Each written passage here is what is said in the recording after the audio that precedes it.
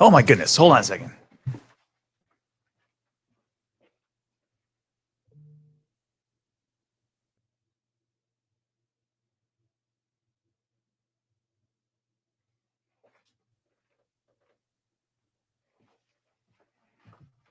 All right, that's what we got. What's going on, everybody? How are you? Thursday night in Orlando.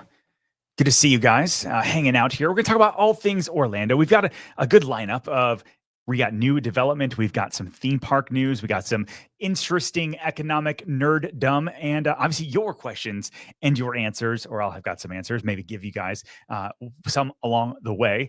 We got a lot of cool things that I'm going to dive into, but it's been a couple weeks since I've been live. I always say that I try to go live 40 times a year. And so that gives me time to travel a little bit, gives me time to holiday and that sort of thing, and just kind of hang out when I can for the most part. But you guys already know the drill. You're already hanging out and answering the question. The number one question that we ask when we start off is, where are you watching from? So we got Kevin checking in from Lakeland, Florida. Good to see you. We've got Brenda checking in from St. Charles. Good to see you as always. Stephanie from South Carolina. I'm actually going to South Carolina for an event, I think on the 7th of October. I love your state. His USA TF Jumper says, Ken, finally been talking a while about moving to Haines City. Come on down. What's going on? Stacey says, hey, Ken, I can finally say, checking in from Bella Collina. You moved in 3 days ago and you love it here. Congratulations. That is so cool. I love it. What's like your favorite part about living here so far? And why did you decide on Bella Collina? That's obviously something that I'm curious of. Diane says, what's going on from Raleigh? Riaz says, what's up, KP? Yaz and Bono locking in from Windermere. Good to see you. Good to see you again today. We got Star hanging in from Winter Garden and many others checking in. James was going in from O-Town, celebrating 1 year in Orlando. James, let me know down below, where are you from originally? What brought you here? It's always kind of curious what's going on. So we got a lot of things to dive into today. I had an interesting day. I had a little speaking gig earlier this morning, talking to other real estate agents about how to do YouTube. Just kind of like this. We talked a little bit about business and that sort of thing. And then I had a whole bunch of other things going on with real estate. We sold a couple houses and all that good stuff. I got to show you guys. I can't believe I didn't add this to my show notes. Hold on a second. Let's see. 11, 10. Just talk among yourself. Let's see. Enchanted Oak. I got a new listing going live. And this thing is probably the most expensive listing that will hit the market this month. And we sell houses all over Central Florida, by the way, all different price points, all different neighborhoods. But I just was lucky enough to grab this new one. Let's see if it's popped up here. We just went live. All right, I'll save that for you in just a minute. But anyways, new Golden Oak listing, $14.5 million. That's always fun. We got other people checking in from Bermuda, checking in. Alpha, what's going on? James checking in for sure. All right, let's talk about our first article of the evening. This is from the Growth Spotter. We've got our friends Laura Kinsler, my favorite, over at Growth Spotter, talking about Orlando's beleaguered, broke down Fashion Square Mall is finally going to be seeing potentially some moving forward of some different development near it. Now, if you don't know where Fashion Square Mall is, this is right over by Baldwin Park. And when you think about Winter Park and Baldwin Park and all the cool stuff going on there, and then you see Fashion Square Mall, it's just begging for redevelopment. And for many of you guys that are like, hey, we're sick of seeing this sprawling kind of growth within Orlando and we want to see more redevelopment, well, Fashion Square Mall is exactly the kind of project that you would want to see get redeveloped. And so what does that actually look like? It says the latest rendering for Orlando Fashion Square Mall calls for even more apartments, less retail, and potentially the biggest gym in Central Florida. So New Jersey-based M&M Realty Partners developed, they're the developer that was selected by Bancorp, who owns the mall. And basically, this is the new redevelopment. There's going to be 1,700 apartments, 157,000 square feet of retail, which is still huge, 36,000 square feet of live work, which I'm excited to dive into a little bit more. There's also a town center, an amphitheater, and they're talking about potentially a massive Lifetime Fitness. Now, there's already a big Lifetime Fitness coming to Winter Park. There's potentially one coming to Horizon West. So seeing that right there, I'm thinking through outdoor dining, retail, more apartments, and a big old gym right there is exactly what that area needs. And so if you're on that side of town, what other things would you like to see? Like, what are some things I think about that you need to drive longer than 15 minutes to get to that you'd like to see in that area? I went to Charlotte. Gosh, was it a week ago? Maybe 2 weeks ago. I went to Charlotte with the county and the mayor and a whole, like there was 60 of us that came from the area of Orlando. And what we noticed more than ever was last year we went to Nashville. This year we went to Charlotte, and we're noticing that a lot of very like thriving cities are not only seeing light rail, but they're also seeing this like 10-minute city or 15-minute city where you can drive home close to work, and then you can go shopping and get all the things that you need, not driving too far. And then it makes your region a little bit more cohesive, right? For so many of us, especially if you moved, say, to Claremont in the past 5 years, and now there's finally things like Costco showing up and all of these other restaurants that are getting backfilled that weren't there originally.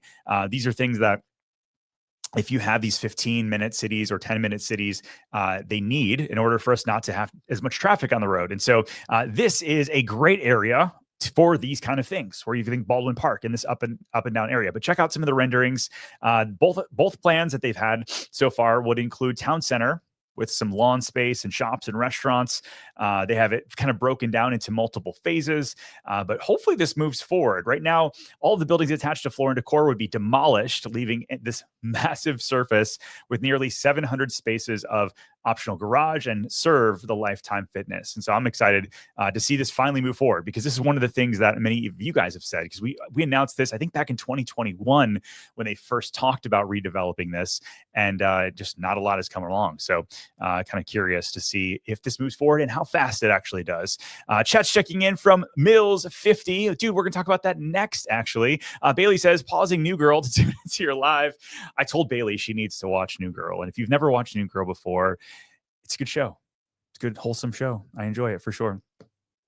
James said he came from California for themed experiences, palm trees, and amazing food. Southern hospitality is a real thing. I agree. Well, welcome to the O-Town for sure. Sean's checking in from the car. Good to see you, my friend. Stacey, who now lives in Bella Collina, just responded back. She says, I bought here in Bella Collina because Dream Finders had their last home for sale ever, and it had an amazing incentive on their last home, which is the Anna Maria. Oh, I love that model. Such a good one, with a balcony overlooking the golf course. Well, congratulations. That's a great neighborhood, great view, great builder, and especially for the price and everything that you got for that. So congratulations. Excited for you for sure. Chet says that would be amazing. Fashion Square and Mall needs a change. It would be huge. Stacey also said, oh, by the way, Bella Collina also is why they picked there, was because it was truly a very hot community with great appreciation in the future. Just so much happening around there. And in my opinion, the best looking and unique community. It is super unique.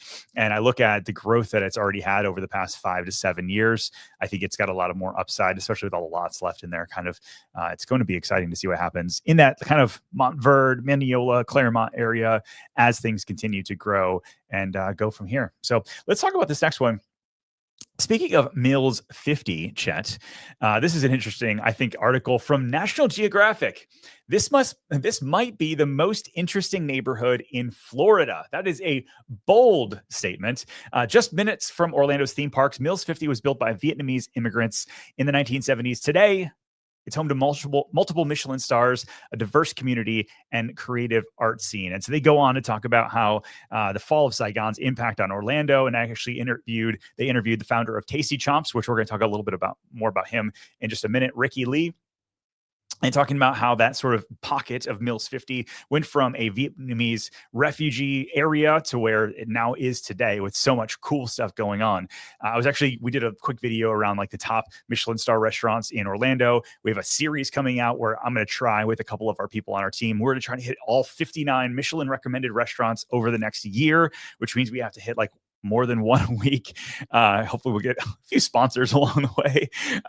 But so many of them are in this Mills 50 area. And so many of you guys know that if you're in the downtown area, that this is a really cool place to call home and to go visit if you want great food, great dining, that sort of thing. So let us know if like your favorite restaurant in that area if you're hanging out. Eric, what's going on, dude? Big fan. Have you been to Pop Stroke in Hamlin? Great parents having a beer while kids play. Hamlin Development's come along coming together great, man. It sure is. We did the media day over at Pop Stroke, and man, that thing is fantastic. It is a great compliment to Hamlin and everything going on in that area. If you've never been before, they've got 2 kind of 18-hole putt-putt. It was founded by Tiger Woods and a few other people in that area. They've got really good food. It's like a scratch kitchen. They have a playground area for kids, and so it's this really great family environment. And so whether you have a family or not, you can go hang out, obviously play some putt-putt, but it's more challenging, which is really cool. So it's not just this typical Disney and or iDrive putt-putt that you've seen. It's definitely more scaled up, and it's I think a great addition to that area for sure. Chet says FDOT needs to beautify Mills. I totally agree with that. It is. It's funny when you think about walkable areas in Orlando. Mills 50, for whatever reason, ranks really high on there, like on the walk score. And I'll be honest with you, I'm not walking Mills. Like, it's with all the traffic going on, and the kind of tight sidewalks. It's just not something that's for me. But I think eventually it could be like, I agreed. Maybe they put a median down the center, give it a little bit more beautification, but then also make it a little bit easier to walk would be fantastic. JJ says, what's up from Hunters Creek? Well, Kenny P, Hunters Creek, Winter Park, Dr. Phillips, Avalon, Soto are already 15-minute cities. It's older areas with growth and development done right. Yeah, you're right. Dr. Phillips, yeah, Avalon Park, Soto, yeah, they're all great. You're absolutely right. And so you think about some of these areas, not to keep talking about Nashville, but one of the reasons why Nashville experienced this big boom was because they had this downtown core. And then very similar to us, they had the Sotos and the Hunters Creeks and the Dr. Phillips. And then they just kind of interconnected many of them. Whereas here, you do have some of these kind of blighted areas in between areas, and also areas that are just sort of on the come up that don't have everything that they quite need, or the redevelopment, like you mentioned. And again, like a Fashion Square Mall would be a great one for sure. We are bringing on, let's see, we brought on a new writer onto staff, by the way. And for the most part, for the past 4 or 5 years, I've been grabbing articles from 20 or 30 different sources to try to bring you guys cool stories and things going on with a little bit of commentary along the way. But we brought in a writer in-house, and he used to work for the Orlando Sentinel and then the OBJ. So really excited to start diving in on cool stories that I find interesting that maybe I don't have time to go through permitting data and to chase down architects and all these other kind of things. But his first story, so I want to give him a shout out, Jim. What's going on? So he said the new pickleball complex coming to Ocoee. And so pickleball enthusiasts, which by the way, let us know down below. Are you like team pickleball, team tennis, or are you like neither? I'd rather just go Pop Stroke, grab a beer, and play putt-putt. Pickleball enthusiasts will now have an exciting complex and expansive new venue in Ocoee with the approval of the Ocoee Pickleball Complex that was just heard. And check this out. I mean, these things are actually really nice. So the complex is going to include 3 buildings, an outdoor championship court. And so it says the city last year rejected the rezoning request for a larger version of the plan, which featured 25 outdoor courts. But now it looks like they're going to move forward with this new revised version. And so I'm pretty stoked about this. Also, right off of Colonial in Ocoee. So let me know. I think there's been so many talks around big Ocoee projects down the road. Like, do you live in that Ocoee area? Is it, again, pretty close to you that you'd kind of go and visit this and use this? I'm sort of curious your thoughts on the Ocoee area. Let's get back to your questions. Andrew says, hey, I don't know, Lake Nona Golf and Country Club or Bella Collina, Ken, which do you think looks better, excluding the price not being a factor? Ooh, that's a good one. Okay, so price not being a factor, location not being a factor. I think Lake Nona comes with this like sense of prestige, and you've got some really beautiful homes. I think Bella Collina, it's just a very different vibe. Like, you've got the Lake Nona feels like Old English club. Bella Collina feels like Tuscany. And so very, very different. For me, I think if I had to choose a place to live, I like the golf course at Lake Nona Golf and Country Club better. I think that whole situation is a little bit better with the amenities that they have here. But the lots and that sort of thing in Bella Collina, to me, are pretty fantastic. You've got multiple acre lots, which you just don't see anywhere in Central Florida. Gated with those kind of amenities, with those size of lots. Now, I know they've got smaller ones as well. Some of these golf course lots in Bella Collina are on the smaller side, but to be able to go back to some of those estate lots, I think is really, really cool. So not a really clear answer for you, but again, also price. Bella Collina is going to be a little bit more for your money. Let's see. Brianna says, Uh, Hey, Ken, when you ever expand to the West Coast in Lakewood Ranch in Sarasota, and man, I just know you would love it here and kill it here. I appreciate that. We have no, this is a question we get often is like, why haven't we expanded outside of the 5 county area? And in my opinion, there's just still so much more to do here. We could go easily expand all over Florida if we wanted to. But for me, my heart is in Orlando. I think there's so much more to accomplish here and seeing the city become what it can become. And so, yes, selling real estate is how I pay the bills and how my passion of what I do for a career. But beyond that, seeing our region in the 5 county area or so, definitely something that's my life's work. But thank you. Mohammed says, what's up from Orlando Millennia? Appreciate it. Yeah, it says the wellness sports scene in Orlando is really popping off. It is. You're right. There's a lot of new facilities coming on, which is pretty cool. So going on, we were talking about new stories and new things we're going to do with our writing team, and we were going through this cost of living index, which I thought was actually fascinating. We're putting together based on your feedback, by the way, this new relocation guide. We're doing some very, very cool deep dives into relocation and the questions that you guys have, and turn that into blogs and videos, and actually like a physical relocation guide that you can get through with some beautiful maps and that sort of thing. And in that, we were doing some research on what the costs of living are in different areas and how does that actually compare. Well, one of the places are from New York, and you can actually go to this website. I'll drop it into the description after the show, but you can look at New York, Detroit, Atlanta, Miami, and LA. So some different ones, comparing it to Orlando, Florida, and what does that actually look like? So you got the national average.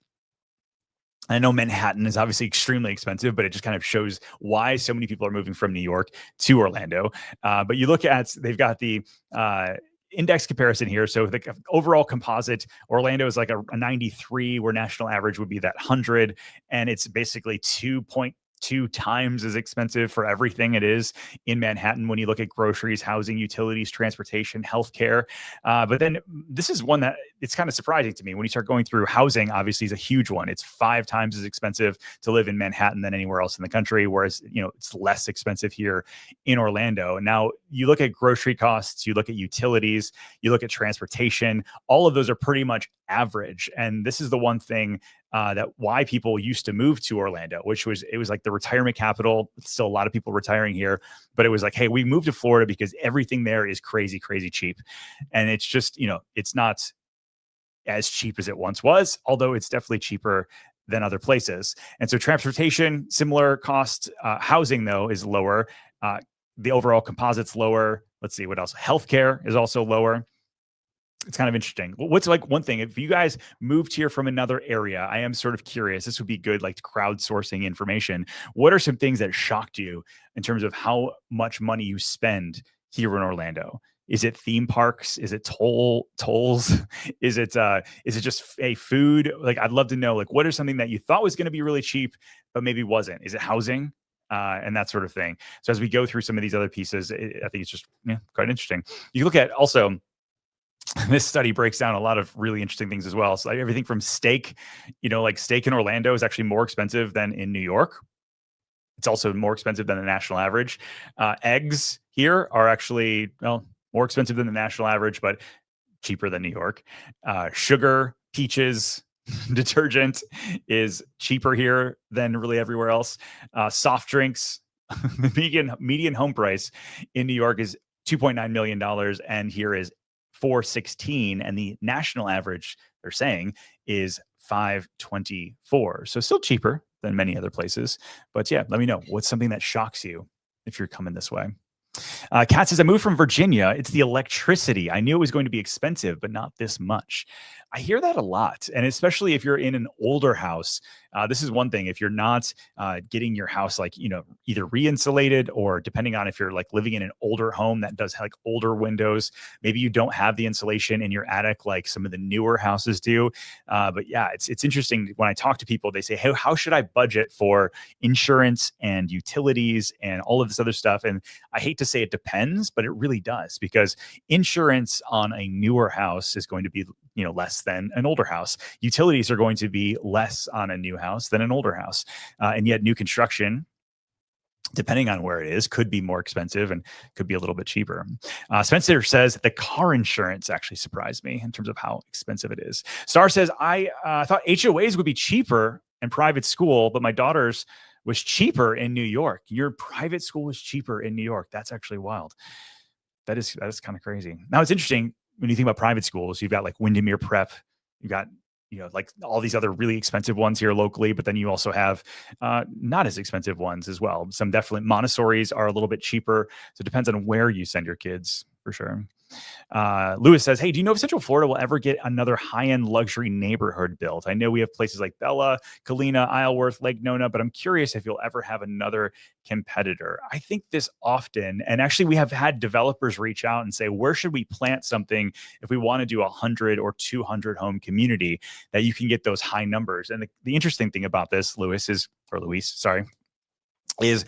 where can you build a house where people are going to be willing to pay $2, $3, $4 million, where you also have an equal amount of profitability mixed in with land availability? And that's just not as easy to find in Central Florida. Like Windermere doesn't really exist. Horizon West, they don't allow gated communities. Maybe you go over to the east side and you start to see some of these other ones, but like a lot of the great reasons why Windermere became what it is because there was nothing here. There was plenty of land. And so then what's next? You look at like a Claremont. Could you potentially eventually build a gated community in Claremont that could get $2, $3, $4 million houses where the development costs of adding in the gates and the all the other kind of things that like a Bella Collina has, could they still make money? I don't think the pricing in Claremont's there yet. And so maybe it's a developer that's already bought property that will say, hey, once the numbers finally catch up, I'm willing to invest that money. It's going to be really interesting.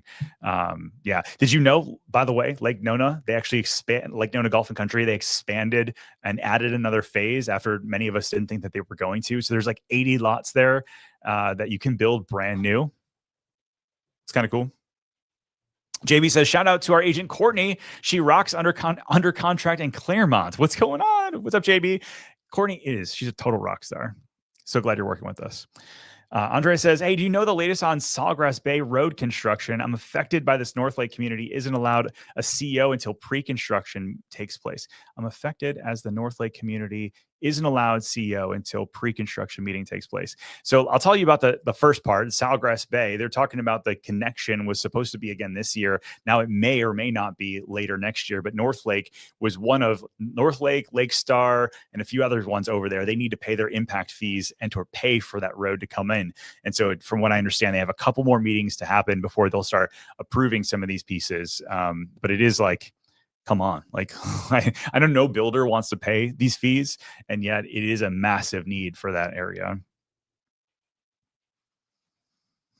Mohammed says, do I think the Dubai Disney project and UK Universal project will reduce the volume of tourists coming to Orlando? It might have economic effect too.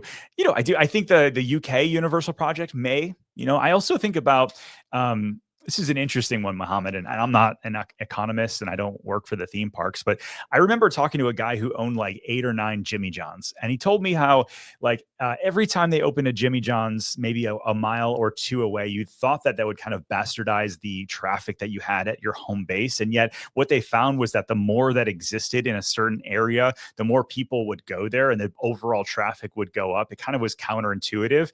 So I look at like the UK project and I think, okay, people in the UK, maybe they never came to Disney. They never came to Orlando, but now they got a taste of it. And they're like, this was really cool. Now the home park is their new home park in the UK is great and they love it. Now they want to get a taste of Orlando. Maybe they bring more traffic. And so the more people get into theme parks as an alternative for travel and hospitality, that maybe they start looking at other options. I know that the more I got into Walt Disney World and Universal Orlando, the more I wanted to go see the other parks. That's for me, just anecdotally. And so like we didn't go to Disneyland until 3 years ago. And now we've been like 5 or 6, like we love it because it got us kind of like in the motion. And so I think like rising tides raise all boats, maybe, I think is what their idea is. I mean, am I crazy? Does that make sense?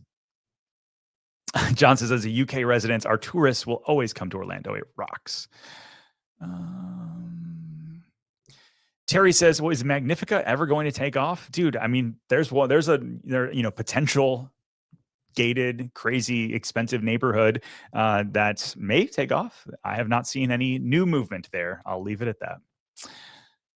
Juan says, "Hey, I'm a resident in BC. They're trying to expand the golf course and neighborhood as well. They're also about to sell lots high up in the hills overlooking the entire neighborhood on the state side." Oh, that'd be sick. I got to actually look into that. That's good intel, my friend. Thank you. Let's talk a little bit about real estate, and then we'll get back into the overall news of Orlando. This is an interesting one this past week. So if you guys have been paying attention about rates, interest rates fell last week to 6.13 for the overall average 30-year mortgage. And then yesterday, the Fed lowered the Fed funds rate down to under 4%. Bond yields fell under 4%, and they lowered the rates over a quarter point. And some people have been asking, what is this going to do for mortgage rates on real estate? Does that mean that automatically rates are going to drop on mortgages? And actually, that's not always the case, because the Fed funds rate is our short-term lending overall, what people can borrow from the government for them. Now, mortgages are a completely different kind of thing. And so if you look here, actually rates got worse after the Fed lowered rates yesterday. And so you could have locked in a week ago for 6.13 on a 30-year fixed. Now it's 6.37 for a 30-year fixed. Still, you can get a FHA mortgage right at 6%, a VA mortgage right at 6%, a jumbo mortgage 6.25, and a 15-year under 6%. Now, many people believe that there's going to be probably 2 more Fed cuts by the end of the year. Hopefully the mortgage market readjusts and rates in general fall below that 6% rate. Someone asked me over on Instagram last night, where do I believe the magic number is for the market to start turning around and improving? I believe it is going to be in that mid-5 range. I think that, like, historically, you look at when people jump back in the market all the way back 25 years or so, and it's kind of like where we're at, 5.5% is where I feel like we're going to be back on a healthy clip. Now, it doesn't fix affordability in general. Like, it still needs better jobs. We still need more houses, believe it or not. I know people love to fight me on that we don't actually need more houses, but we do. We still haven't caught up to the Great Recession and how we didn't build houses. And over the past 5 months, builders have been pulling back on new permits every single month. And so they're starting to pull back again. They're not going to be ready for when the market turns again, and then all of a sudden resale will start popping up again. So when does all of this happen? I think we still have another 6 to 9 months of kind of what it is right now, which is a flat or declining market, depending on where you're at in Central Florida. And the numbers would back me up on that. You look over here. This is actually our insights into the overall single family market. Months of inventory. This is now 6 months supply of homes, which means that it is a buyer's market in almost every single price band, other than under $250,000. It's still a seller's market, leaning mid-market. Over $1 million, it's pretty steadily in the buyer's camp. And so if you are looking at a home over $1 million, you're typically going to get the best deal right now, because sellers are going to be more willing to make a deal. If you are in that new construction world, builders are still offering a lot of incentives, rate buy downs, all of that kind of stuff. And so, yeah, I think we still have a solid mid into next year before we see any kind of turn back in the other direction. It's my thoughts. You can like them or not, but they're my thoughts. Let's get back to your questions. Let's see. JJ says, with John Morgan walking away from the Orlando Dreamers, calling the MLB process rigged, is Orlando's baseball dream already over before it begins? I hate to see that he backed out. I actually saw him today, believe it or not. There's this big lawyers convention, and I happened to bump into him, and there were so many people around him. But this is literally the question that I wanted to ask him, which was, hey, if it's rigged, then why did you, he's a smart dude and super wealthy. Maybe he should come on the pod, by the way. If anybody knows him, let me know. I'll go to him even with our video crew and do the podcast, because I think that would be very interesting. But if he knew it was rigged, it wasn't that far after he had said and raised his hand saying that he was going to invest all of this money into it. But I think there's enough very smart people with still a ton of money without John Morgan's money to bring baseball here. But I think it would be more likely an expansion team than the Rays. Let's see. I know I missed a ton.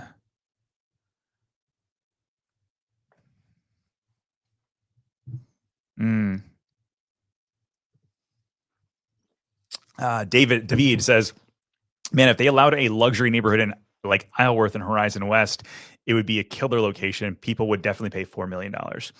Yeah, I mean, I agree. Maybe they can rezone some of those things. Like an area like Horizon West, for some reason, their original overlay just did not allow for them to do gated communities. And so you'll notice, I think there's only, from what I remember, I can think of one gated community in all of Horizon West. And it was there before the overlay actually happened, which is why it exists. But you'll notice, yeah, most of them don't. It's townhomes, rear entry garages, estate size, all kind of mixed in there. And that was always the idea, was to have a socioeconomic diverse area, apartment buildings next to estate homes and this and that. So we'll see.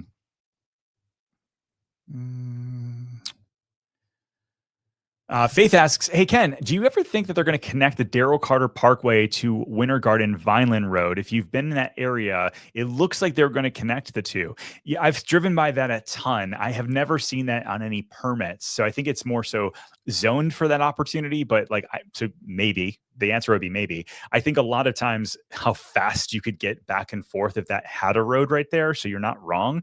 I would love that. Especially like if you've ever been up north above Windermere and trying and oh gosh, if there was just a road that went straight down, how great that would be. Instead, you have to always go all the way around.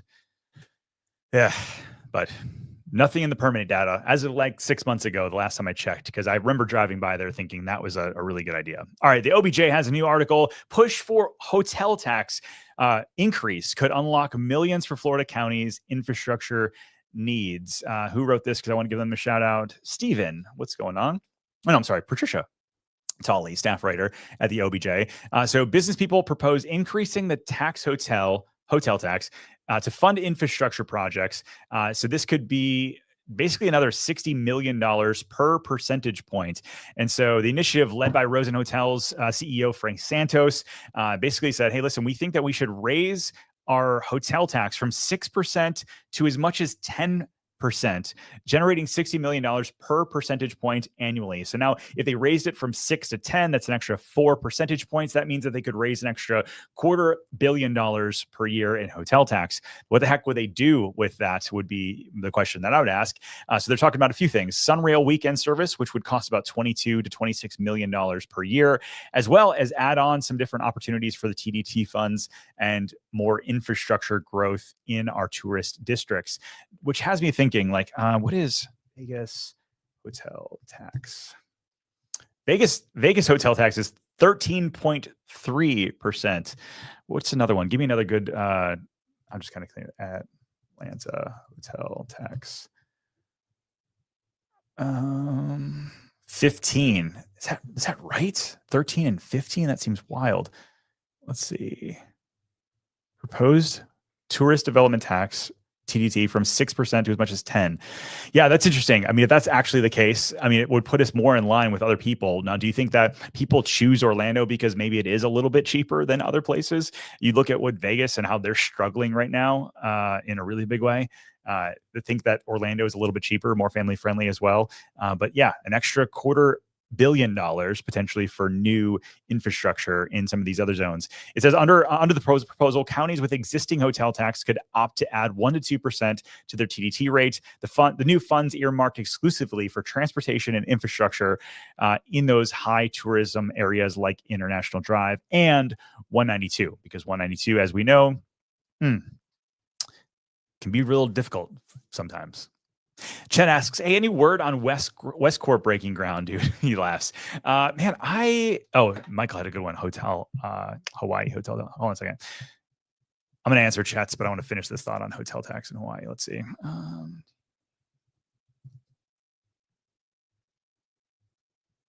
Let's see. TDT in Hawaii counts as a transient accommodations tax to the states, which is scheduled to increase to 11% plus additional county surcharges in January of 2026. Yeah, great one, Mark. Michael, thank you. Great comparison. I mean, now listen, you're going to Hawaii. It's a very different thing than Orlando, but they've got 11% plus their county's tax. So, listen, I'm like not like a let's run to tax everybody kind of thing, but if we are going to do it, it should be used for some transportation and gifting back to the people that live here. I think that's kind of the whole idea between the TDT funds was charge people that visit here so that the people that live here can benefit from it as well. And so, yeah, definitely interesting. All right, Chet, your question, my friend. He says, any word on Westcourt breaking ground? I actually was talking to the developer himself. He was also in Charlotte when we went and visit there a couple weeks ago. And he says everything's looking good. Like, he's like, listen, I think we've got a couple things. I'm trying to think of what I can say and not say. It sounds like it comes down to contractors and tariffs. That's safe enough to say. It sounds like they're trying to decide, like, let's nail down costs so that we can move forward confidently and not have any more delays. That is the delay, is just kind of figuring out costs. And actually, man, I think that's the reason why so many people are delaying some of these big projects. There are some massive new projects that I haven't even announced yet because I want to make sure that they're inked and actually happening. But there's some very like multi-$100 million, like big projects. And the thing that's holding them up is the uncertainty with tariffs and what the costs are going to be, and then getting financing around those. And so once we have some of that stuff kind of lined up and solidified, I think if we get that plus a great interest rate climate on the commercial and residential side, it's going to be gangbusters. It's going to be wild. It really will be. So this kind of like calm before the storm is what it feels like to me. We're getting all our ducks in a row. Let's see what happens here. Michael says, by the way, shout out to Grace on your team for assisting us move from Connecticut to Mineola. She's amazing. Heck yes. Grace and I were part of a group. We went to HHN last night and got scared out of our minds. It's great. If you've not been to HHN before, you haven't been in a few years, I think it's one of the best years that I've ever been. It's a lot of fun for sure. Sam says, hey, Ken, why doesn't Celebration have any gated communities, and will they in the future? That's another one. You know, similar to Horizon West, they don't allow gates. And because the roads are not owned by the neighborhood, that's the big thing about it. They're controlled by the county. And so sheriffs are coming and going. Also, sheriffs are controlled by the county. And so no gates are allowed because the roads are taken care of by the county.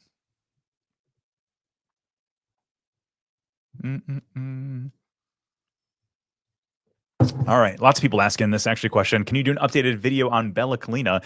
Yeah, I've actually got a friend of mine who's a builder in there. We've been talking about that for quite some time. So I think I need to jump on it. You're absolutely right. Are you guys cruise fans, by the way? So Universal hints at a potential new cruise line venture amid its industry growth. And so, same, Patricia's just knocking them out over there at the OBJ. Good for her. Universal Destinations Experience hints at entering the cruise industry. The global cruise passenger number expected to reach almost $38 million in 2025. And basically, you think goes through all of these different numbers in terms of like Universal's IP that it could actually set sail with. I think a big piece of Disney and why they're doing so well is they have like the Marvel. They've got their IP itself is what draws them. And from what I hear, I've never been on a Disney cruise yet, and yet it's like the most incredible experience. They say like, hey, if you enjoy the overall theme parks and hospitality that you get at Disney, just wait till you go on the cruise ship.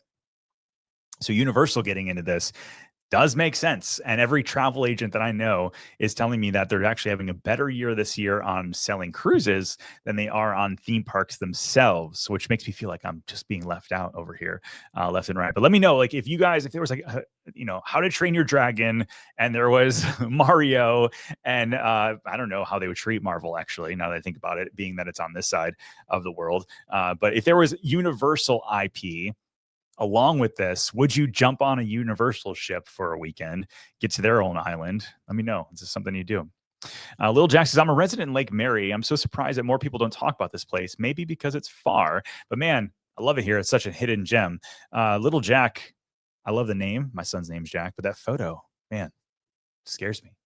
That's proper for the Halloween series for right now. But I agree, Lake Mary's great. And you think about the jobs that are out there as well. I mean, this is the other thing about Lake Mary, Maitland, Seminole County as well. Like just kind of that whole northern Orlando area is underrated, I think, in many ways.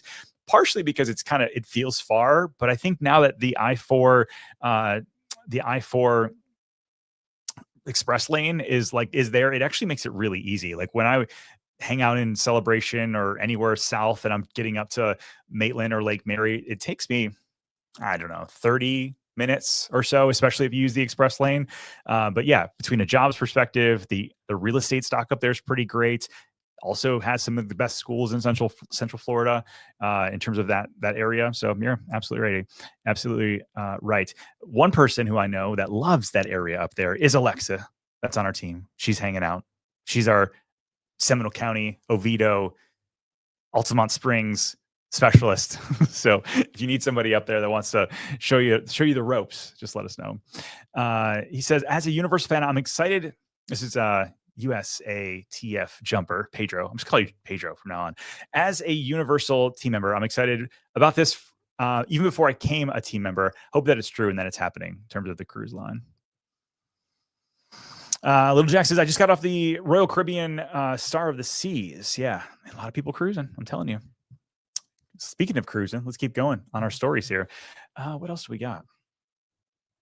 Oh, this is another maybe rumor. We'll kind of see what happens, but this is over by Tyler Williams of the Growth Spotter. What does Universal have planned for its vacant property near Epic Universe? Now, one of the biggest, I feel like over the past week, rumors that popped out was that, Epic's going to expand and they've got is it City Walk 2.0? Like what's actually coming to the area? But this is what they've got. So a few months after successfully opening Epic Universe, they may be eyeing nearby property for growth. So Universal filed an application with the South Florida Water Management District on August 11th, requesting approval for mass grading of 54 acres. Now, this is actually big. Like 54 acres may or may not seem really big to you, but I feel like Epic Universe, I think it's only on like 100 and something. Let's see. Acreage. Oh, 750. That's the total is 750. But they basically occupy currently 110 acres. There we go. I thought it was right. So yeah, it's kind of interesting when you think about that. 54 acres could be a big kind of expansion. Now, Universal came out and said that, hey, they denied the claim that there's no plans to develop the site. Instead, they're claiming that the company is cleaning up to obtain permits to perform work associated with ongoing maintenance of the property. Although other people that are familiar with it say that mass grading, which involves moving dirt, usually precedes some sort of construction. So the question is, I'm curious, if you live in Orlando or you visited Epic Universe, it's kind of out there. Like the Helios, you've got Terra Luna hotels over there, you've got Epic. It's on an island. And so getting back there and back and forth between main Universal property and Epic, they're never going to officially connect. But if you had more on that side, would it keep people over there for a day or two or three instead of having to go back and forth? Because it almost feels like, and maybe I should just do a bit of a staycation and test this myself, but it almost feels like if you're staying over at Epic, you'd probably want to like move hotels on day 2 or 3, or maybe not. Maybe the bus system's fine, but it's not like a short bus ride. And so if you had more shops, you had more restaurants, you had more things over there, would you like plant out, hang out a little bit more? But the cool thing about it is they are investing in their main parks again. This is another conversation that's happened over the past week with Rip Ride Rocket going down. They're expanding some of their current assets as well. So I think Universal is just doing a really great job. Let's see. Sorry, he says, my gosh, please don't tell people about this part of Central Florida. I live in Mount Dora, and I don't want the charm to get ruined with more new construction. I know it's inevitable, but it's sad to see. Yeah, Mount Dora is another hidden gem, but man, you've got a lot of new construction coming on there with everything going on in the Mount Dora general area. It's cute, it's beautiful, and it's affordable compared to many other areas. So it's going to get there. Here's an interesting one. I think when you think about jobs and things coming to the area, a few things to think about. Multi-billion-dollar healthcare boom. New towers, campuses planned for the Orlando area. And so Ryan over there at the OBJ was talking about there's $2 billion in expansions for new facilities, with Advent Health spending more than $660 million for their new tower, $600 million spent by Orlando Health. in Brevard County.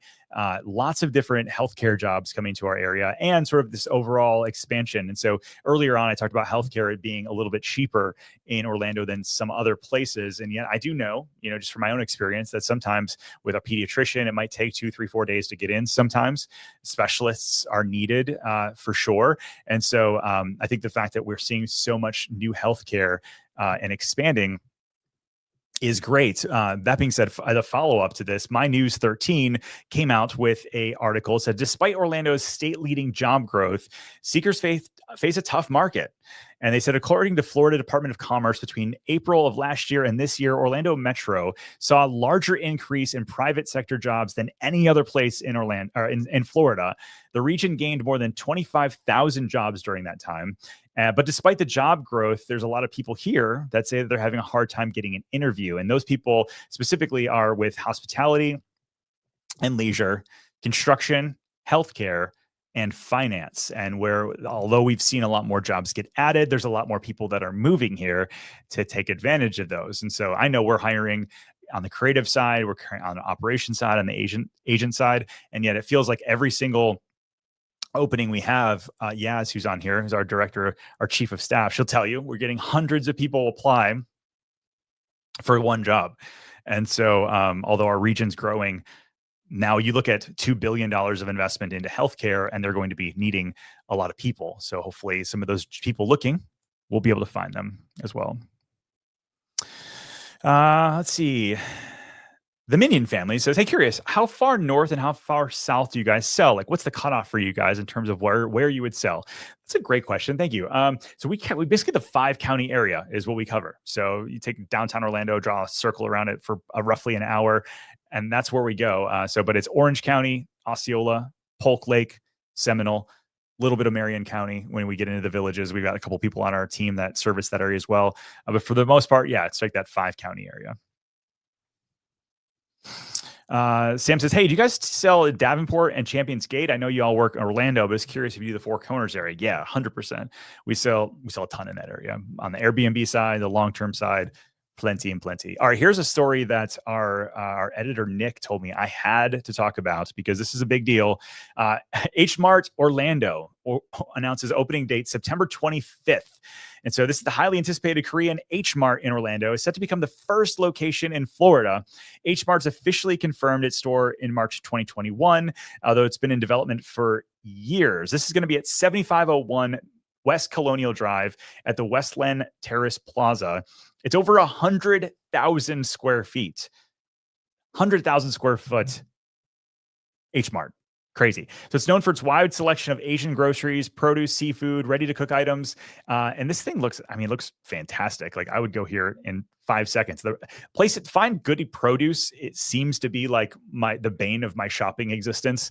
Finding good produce is like one of the harder things. But yeah, fresh produce, premium meat, seafood, everyday essentials, all under one roof. It's almost like I'm reading an ad, but I swear I'm not. As the largest Asian American supermarket chain in the county, H-Mart has long been a cultural and culinary cornerstone, and I'm incredibly proud to welcome their newest location, says Orange County Commissioner Mike Scott. So yeah, store is going to be open daily from 8 to 10. Let me know. You're going to check out H-Mart. Sounds like it's a big deal. I'm kind of excited. I'll take any new growth we can have in that kind of realm. Let's see what else we got here. I got to know. Okay, so we talked about travel. We talked about a little bit of like cruise line and that kind of thing. What airline do you guys love? Like, well, not only like which airline do you love, but which airline do you most often take?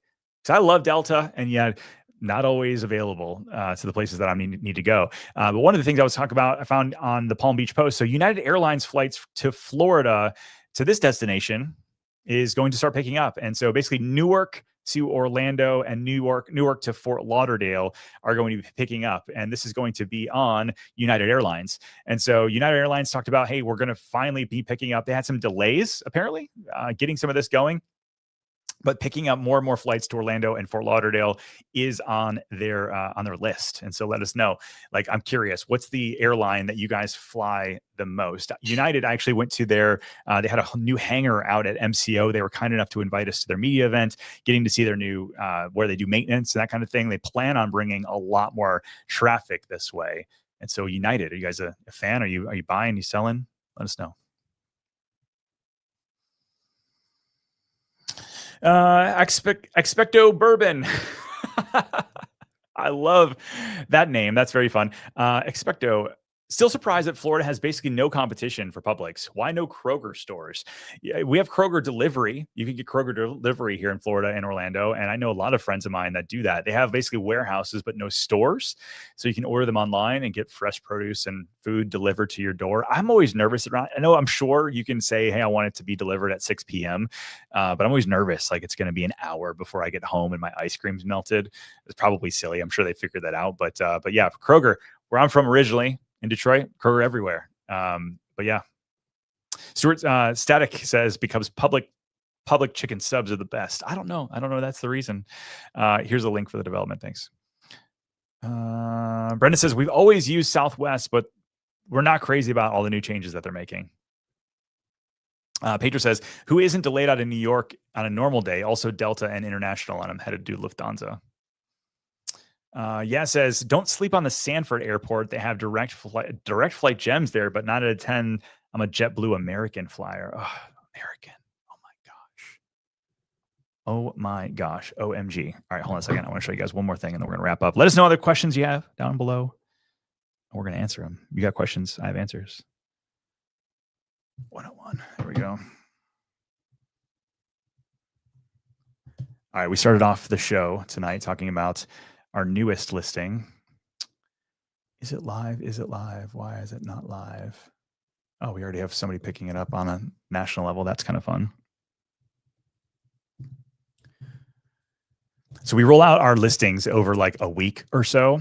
And it's like, we want to see new listings get kind of traction on the normal sites. But then also we have got reels and a whole bunch of cool, we got probably like a 15 to 18 minute tour of this house. It's 11,000 square feet over in Golden Oak.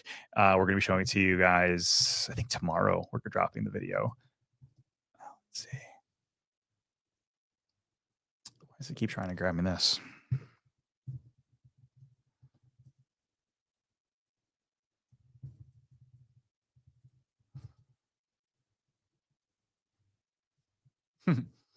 Such a weird thing. This is why I hate portals. You guys are so kind.